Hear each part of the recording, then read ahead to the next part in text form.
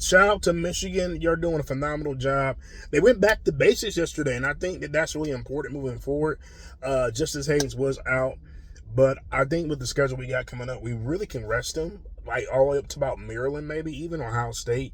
Jordan Marshall showed, I think people forgot how good Marshall was in the Alabama game. And because we have Justin Haynes and Marshall doesn't have to carry that big of a load.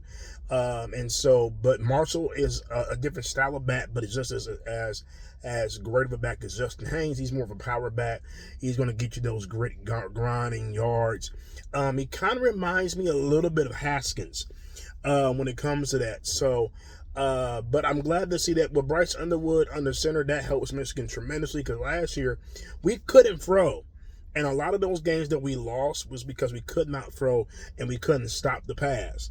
And that's why we lost a lot of games last year. Now, we still have a little bit of issue with the passing. But our front four has gotten significantly better. I will give them that. The three humongous interceptions, the sacking. Keep in mind, this quarterback from Washington went for 500 yards this last week in a Big Ten game, which I don't think has ever happened before. And so Washington had a supposed offense, so we're seeing some improvement, which is a great sign if you're a Michigan fan because Ohio State is coming up. Ohio State is going to be the next high-power offense that we're going against. Maryland will be a good tune-up game. Maryland is not the best Maryland team we've seen in recent years, but the Maryland is still solid. We should beat Michigan State. We should beat, I think we got Rutgers on our schedule. We should beat everybody else, but Maryland's going to be a good one. Ohio State's going to be the big one. Now, here's the benefit that we have. I do believe Michigan, because we're young, we're better at home. And a lot of times, young teams are better at home than they are away. Being at home gives us a great advantage. I think that's going to make Underwood settle in more for his first big game against Ohio State. And I think we put us in a better position to win. But we're going to have to do smash mouth football. We have to have physical Ohio State, which I think we can. Ohio State is playing phenomenal. They're playing great. They're on cruise control, but they have not went against a physical team. And I think the kryptonite to a Ryan Day team is that if you can out-physical them, then they're going to crumble. And Ryan Day's team cannot fight in the phone booth.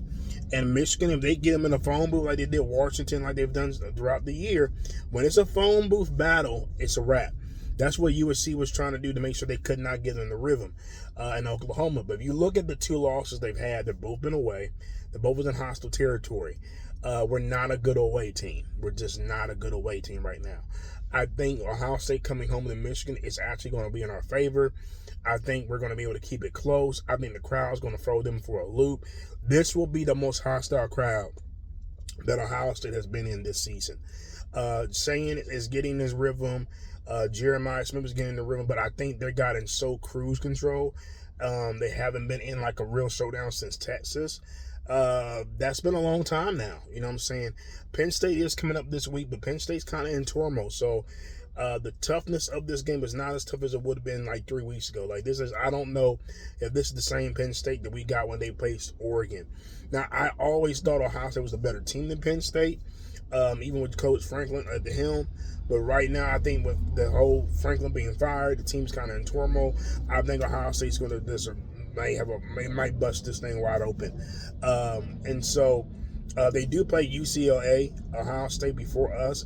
That could be a trap game. UCLA is playing with house money. They're playing inspired, and they got a lot to prove. And so that could be a trap game. But we're really interested in seeing a lot of different things coming forward with Ohio State and Michigan as we're about to go on the road to the D game in November.